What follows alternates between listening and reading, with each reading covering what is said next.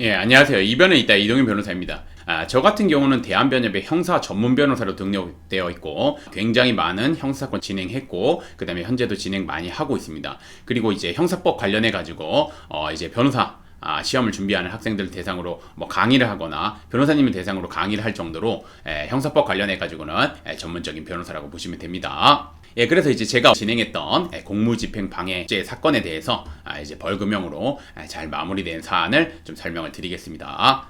예, 지금 판결문 보시면 공무집행 방해 변호인 이동현 이렇게 나오죠. 예, 그 다음에 벌금 땡땡땡에 10,000원에 처한다 이렇게 나왔죠. 예, 굉장히 경미한 벌금 나왔습니다. 그리고 이제 사안의 개요를 한번 보도록 하겠습니다. 회사원 A씨는 오랜만에 친구들과 함께 술을 마시게 되었습니다.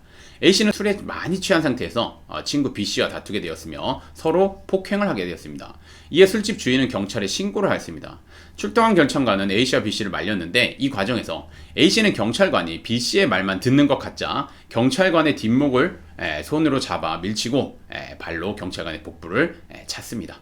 A씨는 공무집행 방해죄 현행범으로 체포되어서 경찰 조사를 받게 되었습니다. A씨는 이전에 폭력범죄로 처벌받은 전력이 있었습니다. 그렇기 때문에 자칫 잘못 대응하면 엄중한 처벌이 내려질 수 있는 상황이었습니다. 특히나 공무집행 방해죄는 굉장히 죄질이 안 좋다고 보기 때문에 초범인 경우에도 굉장히 엄중한 처벌이 내려지는 경우가 많습니다. 근데 이제 A씨 같은 경우는 특히나 폭력 전과가 있었기 때문에 사안은 더 안 좋은 상황이었습니다. 특히 A씨는 집행유예 이상의 형이 선고되면 직장에서 퇴사할 수도 있는 굉장히 안 좋은 상황이었습니다. 그래서 어떻게 대응해야 될지 고민하다가 이제 저를 찾아오셨습니다.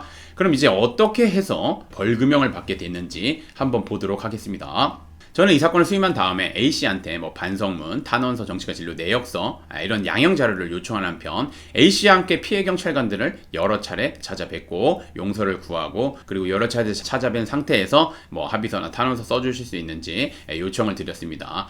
근데 이제 뭐 요즘에 그 경찰 내부적으로 이거 써주지 말라는 그런 게 있습니다. 그래서 이제 요거 받기는 어려운 상황이었고 어렵지만 그래도 이제 여러 번 찾아뵀다는 그런 액션 취해드렸고 그다음에 당연히 잘못한 거는 피해 경찰관들한테 사죄를 드려야죠. 그래서 A씨와 함께 가서 A씨 사죄 드리도록 그렇게 했습니다. 이후 저는 이런 자료들을 바탕으로 해가지고 A씨는 사건에 대해서 진심으로 반성하고 있다는 점, A씨는 술에 취한 상태에서 다소 우발적으로 이 사건 범행을 저지르게 되었다는 점, A씨는 다시는 범죄를 저지르지 않기 위해서 뭐 정신과 진료 및 금주 클리닉을 받고 있다는 점 등을 적극적으로 어필했습니다. 그것뿐만 아니라 수사관님들, 피해 경찰관님들 여러 차례 찾아뵀다는 것도 좀 어필을 드렸고 피해 경찰관님들에 대해서 사죄의 마음이나 이런 거를 전달하는 그런 것도 좀 어필을 드렸습니다. 그리고 이제 이런 내용들에 대한 피고인, 즉 A씨에 대해서 피고인 신문도 진행을 했습니다. 그래서 이견서에는 이번에 한해서 마지막으로 벌금형을 선고해달라는 내용의 변호인 의견서를 제출하고 좀 전에 말씀드린 것처럼 A씨에 대한 피고인 신문을 통해서 이 위에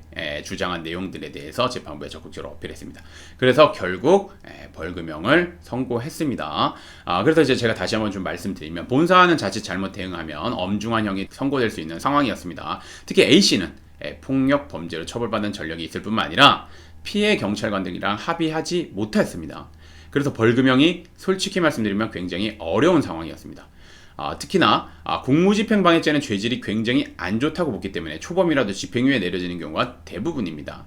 그렇기 때문에 이거 벌금형이 나올 수가 굉장히 희박한 상황이었지만 적극적인 대응을 통해서 이렇게 결국 잘 마무리한 사안입니다. 그래서 제가 정리해서 말씀드리면 공무집행방해 안일하게 생각하고 대응하는 경우가 있으나 처벌수위 높고 자칫 잘못하다가는 뭐 집행유예가 나오거나 징역형이 나오거나 특히나 징역형이 나오는 경우도 꽤 많습니다. 공무집행방해죄를 여러 번 한 경우에는 징역형이 실제 나오고 있습니다. 그렇기 때문에 초기부터 잘 대응해야 된다는 거 말씀드리고 이번 사례처럼 우발적인 상황을 소명하고 진심 어린 반성, 초범이라는 점을 충분히 입증한다면 실형이나 집행유예가 아닌 벌금형으로 감경될 수 있습니다.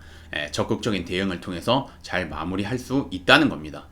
근데 이제 여러분들이 이걸 안일하게 생각하고 대응하다가 뭐 구속되거나 아니면 이제 굉장히 엄중한 형을 받고 저한테 사건을 의뢰하거나 문의를 하시는 분들이 많은데 초기부터 잘 대응했으면 잘 마무리할 수 있는 사건들도 생각보다 굉장히 많습니다. 그래서 초기 대응 적극적으로 해서 잘 마무리하는 게 중요하다는 거 말씀드리겠습니다.